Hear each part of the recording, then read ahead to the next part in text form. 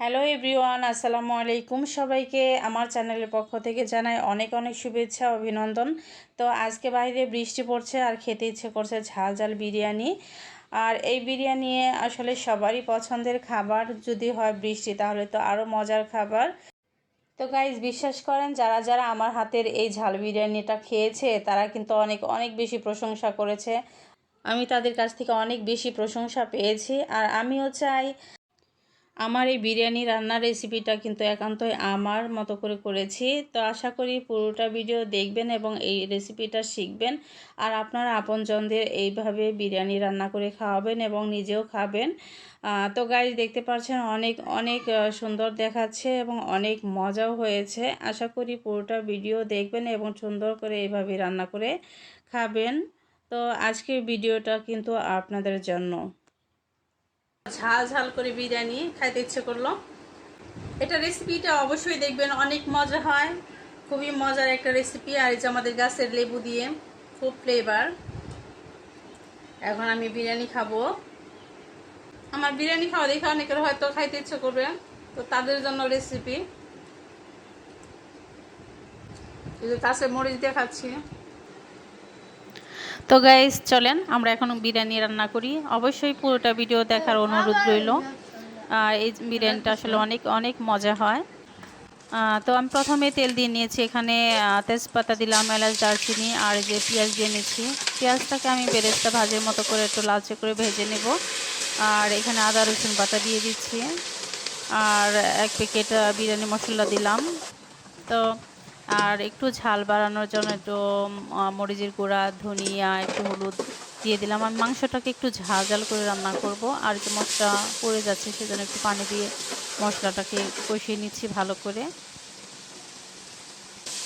তো মাংস রান্না করতে যেভাবে আমরা মশলাটাকে কষিয়ে নিই সেইভাবে আমি মশলাটাকে কষিয়ে নিয়েছি এবং মাংসটাকেও আমি সুন্দর করে রান্না করে নেব।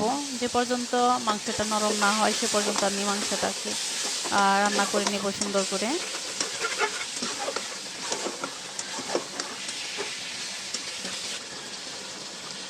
তো এভাবেই আমি কষিয়ে কষিয়ে সুন্দর করে রান্না করে নিব। আর এখানে আমি হাত দিয়ে বানানো টক দই দিয়ে দিলাম। তো এটা আমি আসলে গুঁড়া দুধ দিয়ে আর লেবু রস দিয়ে টক দই বানিয়ে নিয়েছি আর সেটা আমি দিয়ে দিলাম। আর এভাবে গুঁড়া দুধ দিয়ে টক দই বানিয়ে নিলে এটা বিরিয়ানিতে অনেক মজা লাগে। আর এভাবে বানিয়ে নেবেন। তো দেখতে পাচ্ছেন আমার মাংসটা কিন্তু কষানো হয়ে গেছে, অনেক মানে নরম হয়ে গেছে।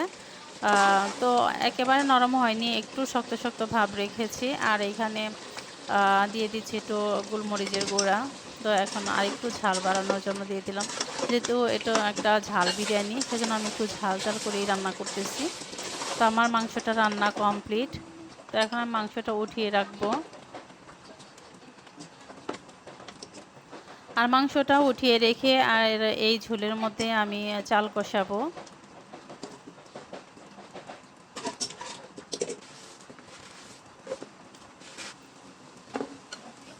আর এখানে আমি চালটাকে সুন্দর করে কষিয়ে নিয়েছি আর এখন মাংসটা উপরে দিয়ে দিচ্ছি আর মাংস দিয়েও কিছুক্ষণ কষাবো। কষিয়ে তারপর আমি এখানে পানি দিয়ে দিব পরিমাপ মতো। তো দেখতে পাচ্ছেন খুব সুন্দর করে মাংস আর চাল কষিয়ে নিলাম আর এখন আমি পরিমাপ মতো পানি দিয়ে নিচ্ছি। আর এখন আমি কিছু সময় আর কি ঢেকে রাখবো। ঢেকে রাখলে চালটা যখন একেবারে ফুটে যাবে তখন আমি ঢাকনা খুলে কিছু কাঁচামরিচ দিয়ে দেব। তো দেখতে পাচ্ছেন আমার চালটা কিন্তু একটু ফুটে উঠেছে। তো পরিমাপ মতো পানি দিয়ে দিয়েছি। আর এই তো আমার বিরিয়ানি রান্না কমপ্লিট। আর এখন আমি আমার গাছের কিছু কাঁচামরিচ দিয়ে দিচ্ছি সুন্দর একটা ফ্লেভারের জন্য আর একটু ঝাঁঝালো একটা গ্রান ছড়াবে সেজন্য। আর প্রয়োজনে একটু কাঁচামরিচ মেখেও খাওয়া যাবে সেজন্য দিয়েছি। তো গাইজ, দেখতে পাচ্ছেন আমার বিরিয়ানি রান্না কমপ্লিট। তো আমার বিরিয়ানি রান্না কিন্তু আমি একেবারে A to Z দেখালাম। তো ভালো লাগলে অবশ্যই লাইক দিবেন এবং কমেন্ট করে জানাবেন কেমন লাগলো আপনাদের। আর এভাবে রান্না করে খাবেন এবং আমাকে কমেন্ট করে জানাবেন কেমন হলো বিরিয়ানি রান্না। তো সবাই ভালো থাকবেন, আজকের মতো বিদায় নিচ্ছি। দেখা হচ্ছে নেক্সট ভিডিও নিয়ে। আল্লাহ হাফেজ।